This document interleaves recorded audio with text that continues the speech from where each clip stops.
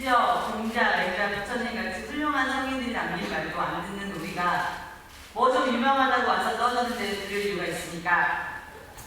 여러분들 그냥 여러분 마음 가는 대로 하십시오. 여러분들을 누구보다 아끼고 올바른 길로 인도하는 건 그 누구도 아닌 여러분 자신이며, 그리고 웬만하면 아무도 믿지 마세요. 우리는 가족이다 하며 가까이 다가오는 사람 더 조심하세요. 누구에게 기대고 미안하다고 하지 마시고 그냥 인생 묵고다이다 하시면서 가시면 좋을 것 같습니다. 그러니까 여러분은 지금까지 제가 한 말 귀담아 듣지 마세요. 여러분이 이미 다 알고 있고 다 잘 하리라는 거 알고 있습니다. 네, 이 소식은요. 김유진 아나운서, 이고은 변호사, 김지훈 변호사와 살펴보도록 하겠습니다. 어서 오십시오. 안녕하세요. 이효리 씨 영상 봤는데 지금 과거에 이효리 씨가 한 발언이 좀 논란이 되고 있다면서요. 맞습니다. 2022년에 한 예능 프로그램에서 22년이요? 했던 얘기인데요. 예. 바로 시험관 시술과 관련된 이야기였습니다. 당시 이효리 씨는 2세 계획에 대해서 묻는 질문에 대해서 예. 시험관 시술까지는 하고 싶지 않다. 그만큼의 절실한 마음을 먹고 있지 않아서 의학의 힘을 빌리고 싶지 않다. 이렇게 이야기를 했습니다. 그러면서 자연스럽게 생기면 감사하게 키우고 싶다. 주변에 예. 58살의 첫 아이를 본 분도 있어서 여전히 희망을 갖고 있다. 이렇게 이야기를 했는데요. 이런 발언이 최근에 한 온라인 커뮤니티를 통해서 알려지면서 예. 누리꾼들 사이에서 갑론을박이 이어지고 있습니다. 그런데 이 발언을 따져보면 그러니까 임신의 방식으로 시험관 시술보다는 자연 임신을 하고 싶다. 이거를 얘기한 거 아닌가요? 그렇긴 한데요. 예. 이 발언이 어떻게 해석을 하면 난임 부부나 시험관 시술을 통해서 아이를 가진 사람에게는 상처가 될 수 있는 발언이다. 이제 이런 지적이 나오고 있는 건데요. 예. 보통 시험관 시술은 자연적인 방법으로 임신이 어려운 그런 경우에 선택하는 방법이기도 하고 예. 또 이게 한 번에 성공하기가 어렵다고 알고 있거든요. 그렇기 때문에 시험관 하는 엄마들이 얼마나 절실하게 아이를 고생하면서 기다리고 있는데 힘 빠지게 하는 그런 발언이다. 이제 이런 반응이 나오고 있는 겁니다. 예. 또 일부 누리꾼들은 이효리 씨의 이런 발언이 시험관 시술과 또 난임 치료에 대해서 경솔하고 또 다소 건방진 발언이다. 이렇게까지 지금 비판의 수위를 높이고 있습니다. 뭐 물론 이효리 씨의 발언을 옹호하는 여론도 있습니다. 예, 그렇습니다. 이 M1 이효리 씨에게 비난의 화살이 쏟아지니까 일부 누리꾼들은 여기에 대해서 유난이다. 이효리 씨 본인은 그만큼 간절하지 않아서 안 하는 거다 이렇게 말했는데 왜 혼자 난리인 것이냐. 뭐 이효리가 시험관 하는 게 잘못됐다고 했나. 뭐 이런 예. 반응을 보이면서 비판의 회의적인 태도를 드러내기도 했습니다. 예, 저도 이 부분이 궁금했는데 아까 22년 발언이라고 했죠. 네. 지금 왜 논란이 되는 거예요? 여러 이유가 있을 것 같은데요. 네. 우선 이효리 씨가 다시 연애 활동을 활발하게 시작한 게 얼마 되지 않았어요. 아. 이제 그러다 보니까 이제 대중 노출 빈도가 높아지면서 과거의 발언이 좀 재조명받는 이제 그것도 활동을 다시 시작하니까. 네, 그런 것도 하나 일부 이유가 된다고 생각하고요.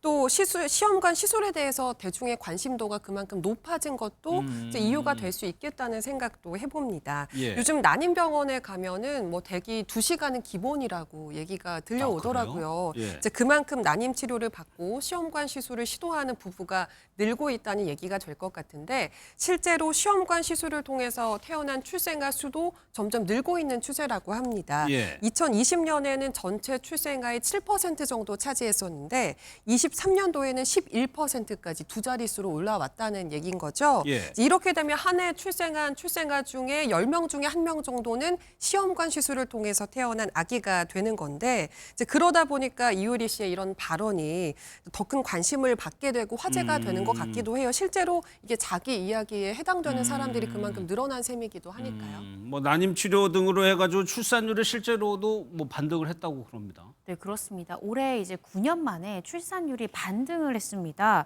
이 서울대 인구정책연구센터 연구원에 따르면요. 지난해부터 결혼, 출산 건수가 점점 늘다가 이제 올해 드디어 출산율이 반등을 했는데요. 예. 왜 이렇게 시험관 아기의 비중이 올라갈까? 이 부분을 좀 살펴보니까 요즘 결혼하는 시점이 점점 늦어지고 있잖아요. 예. 처음 임신하고 출산을 시도하는 연령 자체가 올라갔다는 거죠. 그래서 시험관 아기 방식으로 시도하는 부부들이 늘면서 자연스럽게 시험관 아기의 비중이 태어나는 신생아 비중에서 굉장히 많은 부분을 점점 차지하고 있다라는 지금 보도들이 나오고 있는데요. 제 주변에도 사실은 이제 노산이죠. 제 나이에 이제 하게 되면. 그런데 처음부터 자연 임신 자체를 시도하지 않고 처음부터 시험관 아기로 시도하는 많아요. 부부들도 굉장히 예. 많아졌단 말이죠. 그래서 왜 이렇게 출산율이 반등했을까? 또 그 배경에는 정부가 이러한 난임 부부에 대한 이 경제적 지원을 확대한 것도 또 긍정적인 역할을 했다라는 보도도 나오고 있는데요. 이 성인 남녀를 대상으로 가입력 검사를 지원하기도 하고요. 또 난임 부부들을 위해서 경제적 지원책도 확대해서 시행했던 것이 출산율 반등을 이끌어낸 것이 아니냐라는 분석들도 나오고 예. 있습니다. 김준일 변호사님, 뭐 이효리 씨가 평소 본인의 생각을 얘기했다가 지금 논란이 된 건데 유독 이효리 씨 발언이 유독 관심을 좀 많이 받긴 해요. 그렇습니다. 이효리 씨의 어떤 인기를 보여주는 척도 중에 하나라고 생각하시면 될 텐데요. 이효리 씨가 최근 한 유튜브 채널에 출연해서 했던 발언을 보면 이효리 씨는 과거에 감기만 걸려도 기사가 나온 적이 있다라는 얘기를 하면서 실제로 2003년 활동 당시에는 신문 1면에만 891번 등장해서 일면에만요. 그렇습니다. 세상에서 대단하네요. 신문 1면에 가장 많이 나온 사람으로 기네스북에 오를 정도라고도 합니다. 그래서 이효리 씨가 말실수를 누구나 할 수 있는데 거기에 대해서 의연하게 대처하지 못하고 거기에 대해서 자책하는 그런 마음이 든다라는 얘기를 한 바가 있습니다. 예, 그러니까 근황 자체도 뭐 대중의 관심일 수밖에 없는 건데 네. 제주도 살았잖아요. 근데 맞습니다. 서울로 이사 왔다면서요? 네, 지난해 하반기에 서울 평창동에 주택을 평창동. 매입하고 서울살이를 시작을 했는데요. 예. 활발한 활동을 하기 위해서 선택을 했다고 합니다. 남편인 이상순 씨는 기타리스트로도 유명하잖아요. 예. 요즘에는 라디오 DJ로 활동을 하고 있는데 이상순 씨는 본인도 그렇고 아내도 그렇고 이제 다시 원래 고향으로 돌아와서 활동도 좀 열심히 하고 열심히 살아보자 이런 마음으로 서울행을 택했다 이렇게 직접 설명을 하기도 했는데요. 하지만 다시 돌아온 서울살이가 마냥 쉽지만은 않았던 것 같아요. 예. 돌아오자마자 반려견 2마리가 아프기 시작했고 여러모로 서울에 적응하는 것이 또 힘들었다고 하더라고요. 이제 그래서 이유리 씨는 처음에는 서울로 이사를 하기로 한 결정이 잘못된 선택이었나? 뭐 이런 생각까지 하기도 했다고 합니다. 10년이라는 시간과 또 제주도와 서울이라는 또 극단적인 그게 환경 차이도 있었을 것 같아요. 지금은 어떻다고 그래요? 처음에는 적응이 쉽지 않았지만 지금은 정말 좋다라는 지금 평을 내놓고 있습니다. 이 서울살이가 좀 쉽지 않고 적응이 쉽지 않았을 때 이효리 씨를 도와준 사람 다름 아닌 이효리 씨를 가장 사랑하는 남편 이상순 씨였다고 하는데요. 서울살이에 적응을 못하는 아내에 대해서 우리 백화점 한번 갈까? 딱 이랬다는 거예요. 그리고 나서 아내를 데려가서 이 명품백을 탁 안겨주는데 그때 설렜다라고 합니다. 그래서 10년을 같이 살았는데 남편이 명품백을 백화점에서 사다 주니까 설렜다고 하면서 이효리 씨 노래 중에 명품백이 나를 빛내주나요? 이런 가사가 있는 본인의 노래가 있는데 나 이 노래에 대해서 사과해야 되겠다. 나 너무 좋더라. 이런 평을 또 내놓기도 했습니다. 이 얘기를 이해하는 한 분과 이해를 못하는 분이잖아요.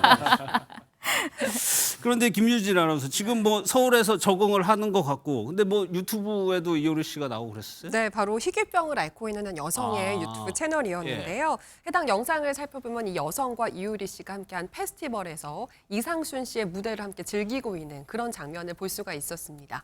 두 사람의 인연이 굉장히 특별해요.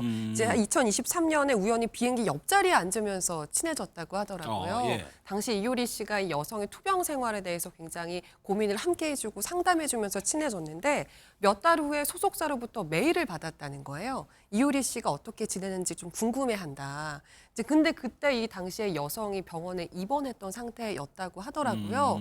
그 소식을 듣고 이효리 씨가 직접 면회를 올 정도였다고 합니다. 예. 이제 그때부터 안부를 주고받으면서 좀 연락하는 사이가 된 것으로 보입니다. 예, 이효리 씨가 뜻깊은 일도 많이 하는데 특히나 반려동물과 관련된 일도 굉장히 앞장서고 있어요. 예, 그렇습니다. 광고 수익의 일부를 과거에 유실 유기동물 보호소에 기부를 하는 사실도 있고 예. 실제로 유명한 이제 이효리 씨가 그 기른 강아지 순심이, 모카 모두 다 이제 평강공주 보호소라는 곳에서 데려온 아이들이고요. 그리고 이제 뭐 산불 피해 동물을 위한 기부, 그다음에 청년 자립을 준비하는 청년을 위한 기부도 이어가고 있습니다. 예.